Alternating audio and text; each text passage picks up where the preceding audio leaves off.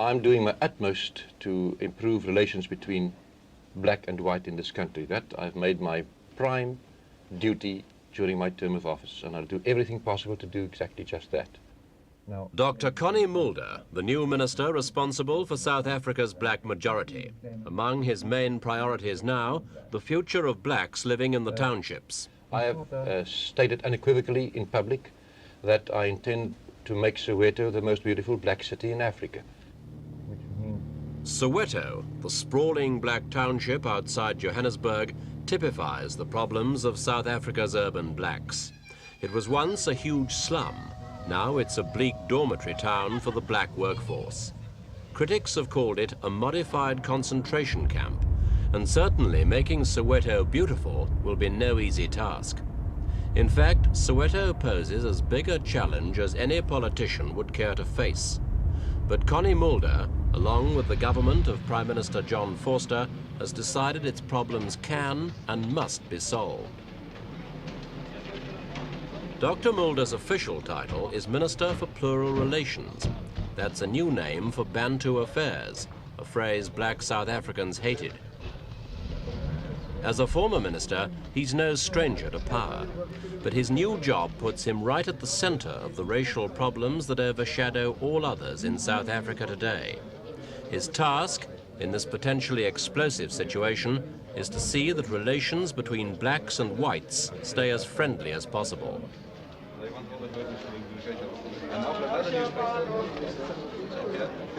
This ceremony last month was one attempt to further that friendship. It was the inauguration of Soweto's first ever elected council. As a step towards black self-rule, it was, on the surface, an occasion for satisfaction all round. But behind the smiling faces, there's a story of discord and disagreement. These councillors were elected by a mere handful of voters, after most Sowetans boycotted the polls. Black leaders claim it was because the council's a sham and doesn't give Sowetans real control over their destiny.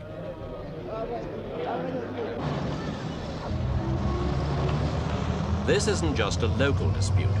Finding a solution to Soweto's problems involves the whole question of the blacks' role in South Africa, especially the 5 million of them who work in the white cities.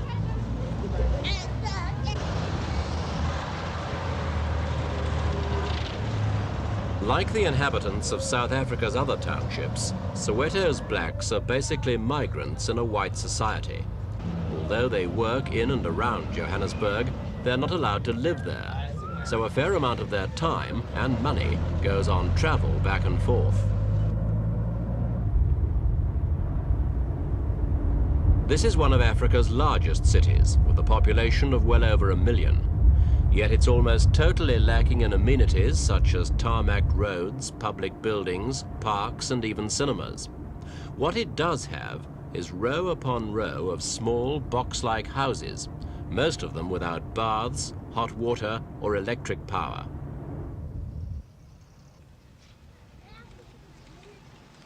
Unemployment here is high, and the crime rate is staggering. Residents claim the authorities haven't controlled hooliganism as they would in a white city.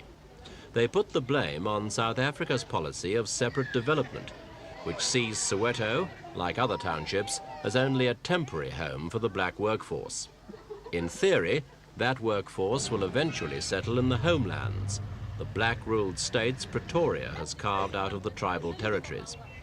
In the meantime, the government insists that as a slum clearance scheme, Soweto is not all bad, and that in any case, its standard of living is higher than in most independent African countries to the north.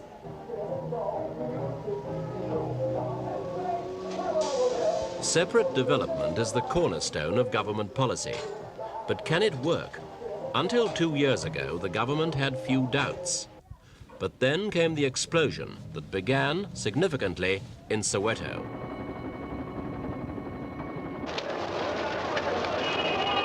The riots of June 1976 were the worst South Africa had seen since the Sharpeville shootings 16 years before.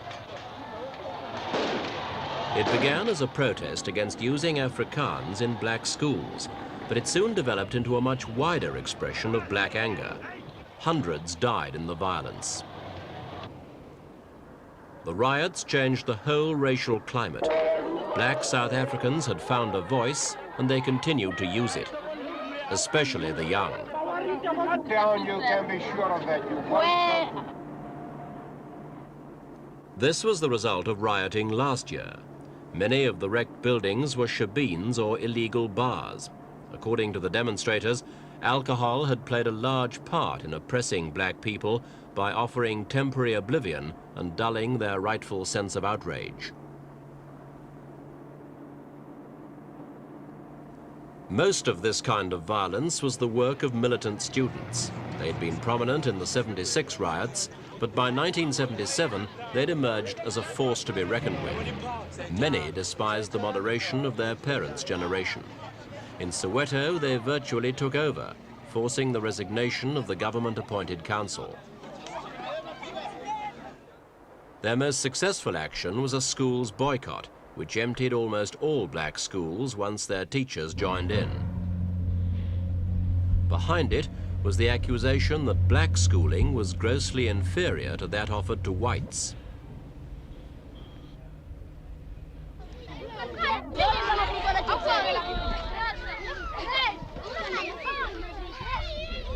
Most children knew just what to do with their enforced holidays.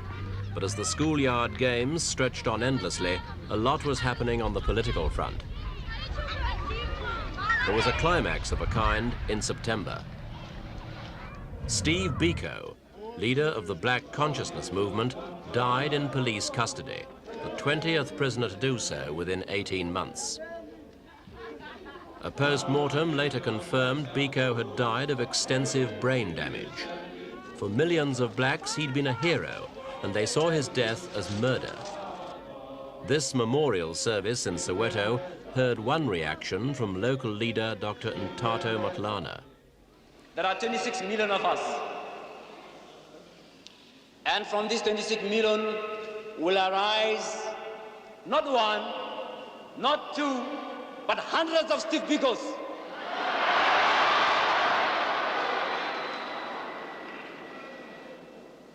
Somebody says there is no greater force in this whole world than an idea whose time has arrived.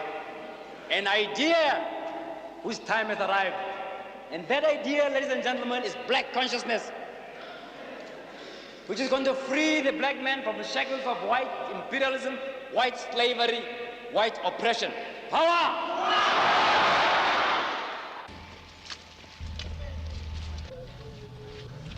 Within a month of making that speech, Dr. Matlana had been imprisoned, along with other members of his so-called Committee of 10. This was a group of Soweto activists who claimed to speak for the township. But theirs and many other voices were silenced in a wide-ranging crackdown on black movements.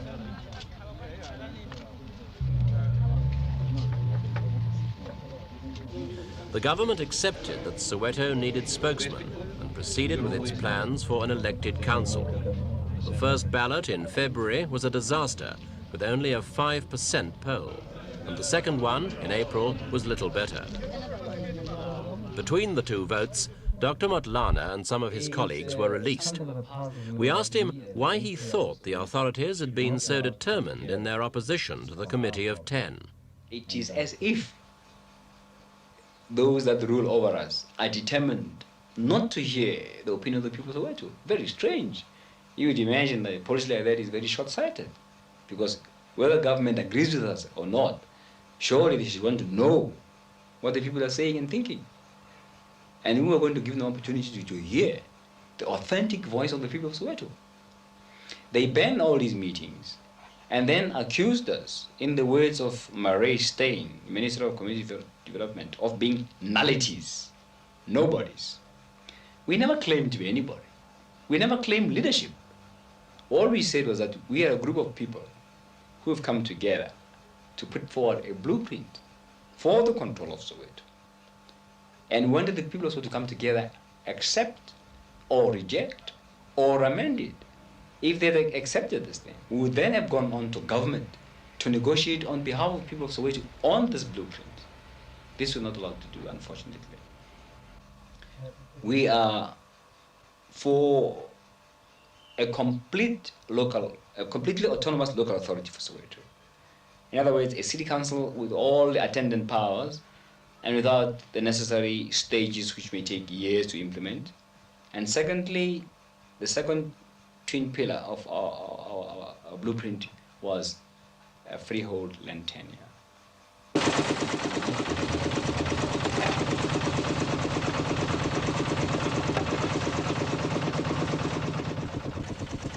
The right to own land has long been a source of bitterness for urban blacks. It goes back over 60 years, when the 1913 Land Act made it illegal for blacks to buy property in white areas, just as for whites to buy property in black areas. The government case is that far from oppressing blacks, this has protected their homelands from what would otherwise have been certain takeover by white capital.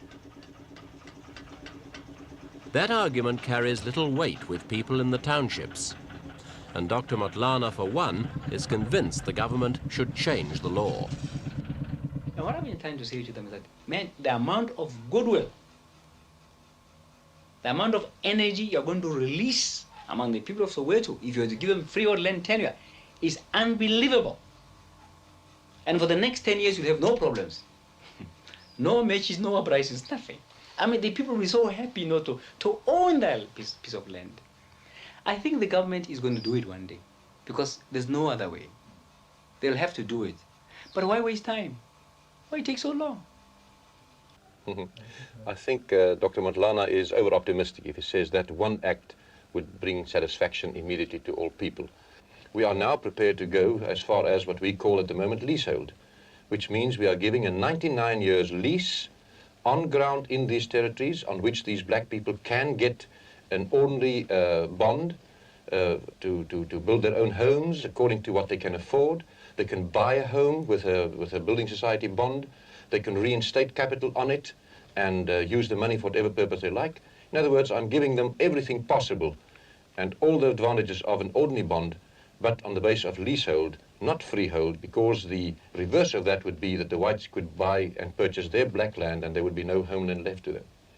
I stated unequivocally, even before the elections took place, that within a stipulated period of time, I would hand over to them full autonomy in local affairs. How long are you envisioning? I can't, as a matter of fact, I can't bind myself to a timetable. I want to say it will be as soon as possible. 1 year, 3 years? No, I can't bind myself to a timetable. It depends on a few things. You must remember it's a city of 1 million people which must be run. Now, surely these people must prove themselves that they are capable of running this city before I can hand over all powers to them tomorrow or within a week or 2 weeks. What I intend doing is to hand over in phases. The first phase will immediately give them the final say about a budget of about, I don't know how many millions. Then a second and a third and the fourth and final stage would be the levying of taxes, providing of all services, maintaining maintenance of the roads and of everything, which means a full local government, a complete autonomy.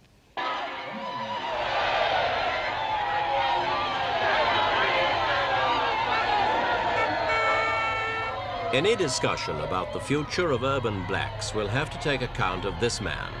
He's Chief Gatsha Buthelezi, leader of South Africa's 5 million Zulus.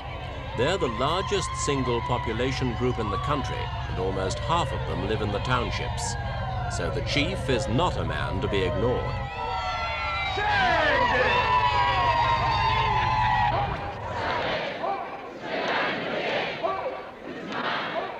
This was a recent visit to his countrymen in Natal, drumming up support for elections back in the KwaZulu homeland. Buthelesi's earned the scorn of radicals by accepting the leadership of KwaZulu, but he doesn't accept the homeland policy. Instead, he's revived a Zulu cultural movement known as Inkatha.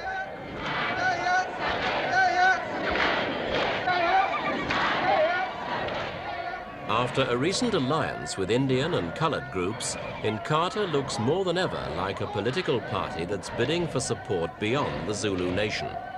And the chief's attitude now is one of defiance, as befits the leader of a people who were never conquered.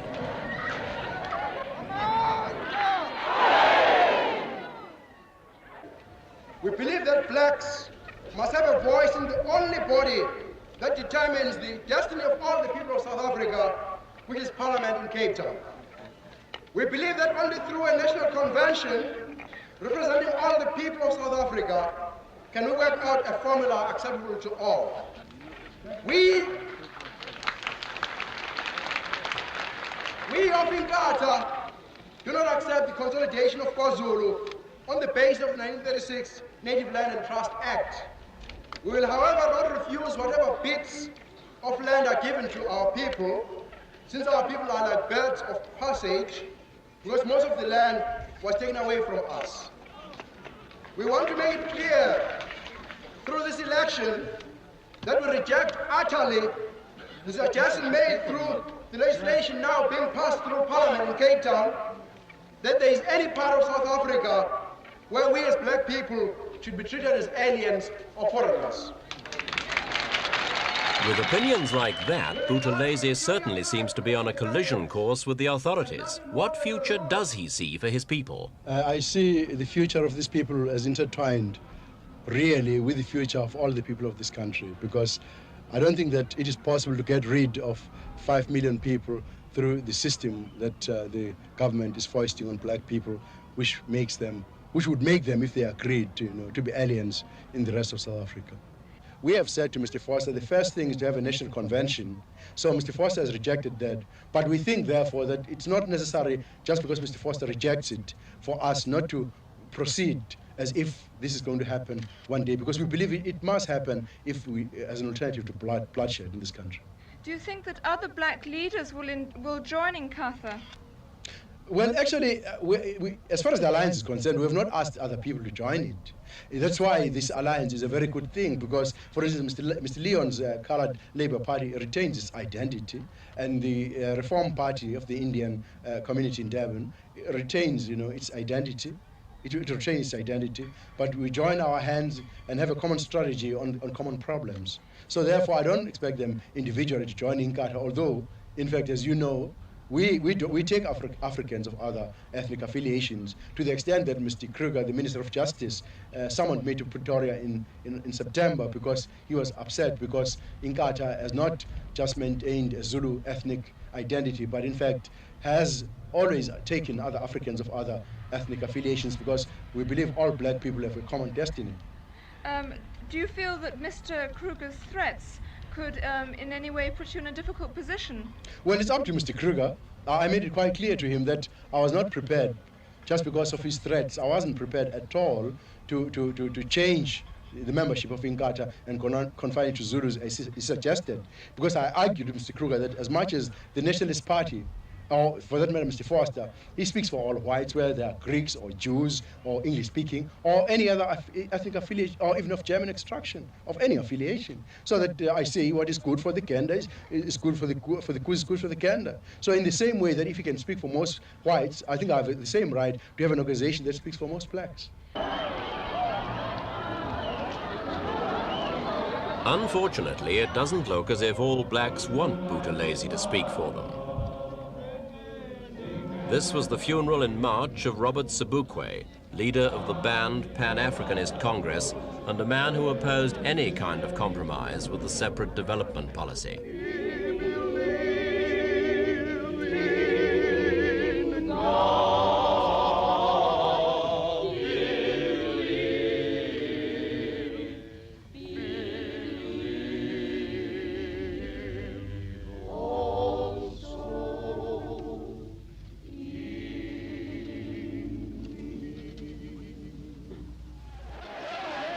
Buthelezi came to mourn, but young radicals believed to be members of the Black Consciousness movement jostled him menacingly.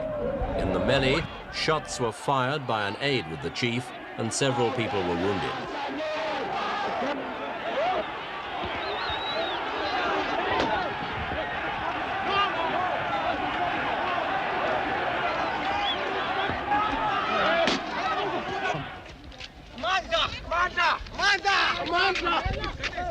Wait for the car, man. Wait for the car. Buthelezi called it thuggery, but the incident gave some indication of the gulf between him and the radicals. I'm glad I did.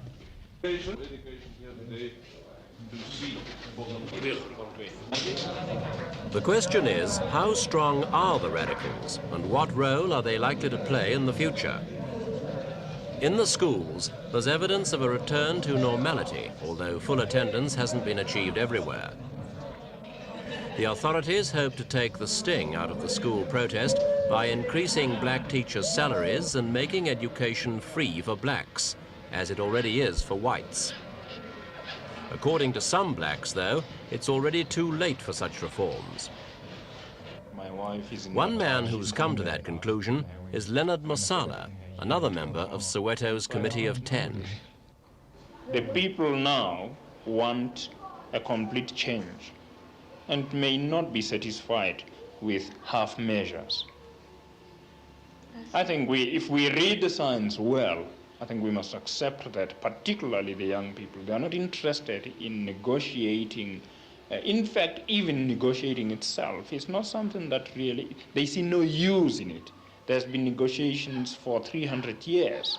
And let us face it, these children are not fools.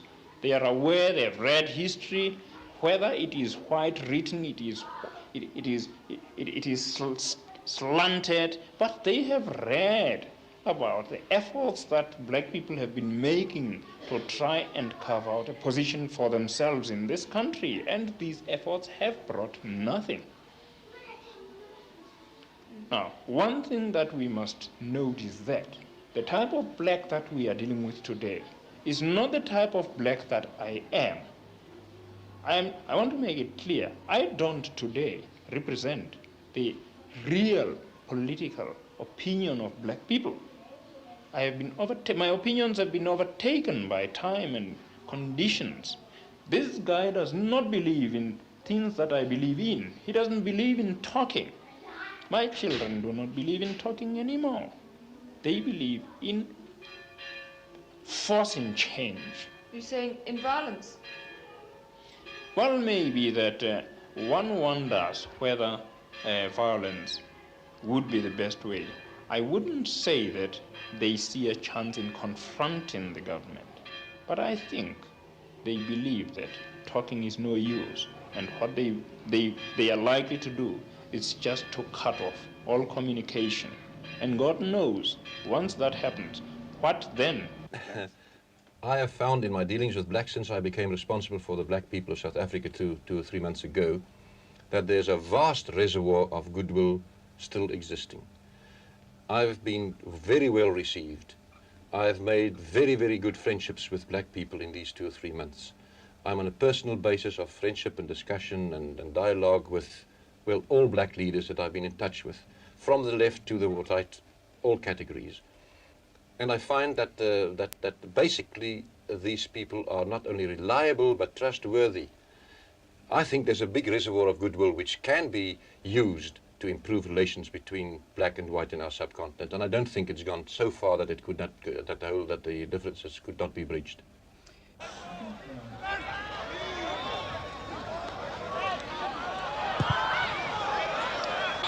The events of the last 2 years have shaken the government badly, and it's now certain that improvements will be made to life in the black townships. But it seems equally certain that those improvements won't be enough to satisfy politically conscious blacks who are challenging the basic principles of government policy. That's because the government, despite all the difficulties, has no intention of giving way on fundamentals, and there's no doubt about what they are. As a matter of fact, at the moment, we have South Africa, as far as I'm concerned, as a subcontinent, in which we have grouped together artificially by the colonial powers of the previous century, a white nation, 8 clearly definable black nations, each with its own culture, its own language, its own customs, differing from one another as the Swedes differ from the Portuguese, and a colored nation and an Asian nation artificially put together. All of them at the moment having South African citizenship. I believe that our policy will lead to this, that as in the rest of Africa, separate nations and groups decided to go it on their own and become independent nations and were accepted as full-fledged nations in the international world, even with membership of the United Nations. we in South Africa should disintegrate this mixed interracial society, multiracial society, into the components, which would mean, and that's my argument, which would mean that the Zulus would then get full-fledged citizenship of KwaZulu. The Xhosas would get full-fledged citizenship of the Transkei, the Tswanas of Bophuthatswana, and in that process, everybody, including the whites, would lose their South African citizenship, which is the covering citizenship of the whole subcontinent. And the white?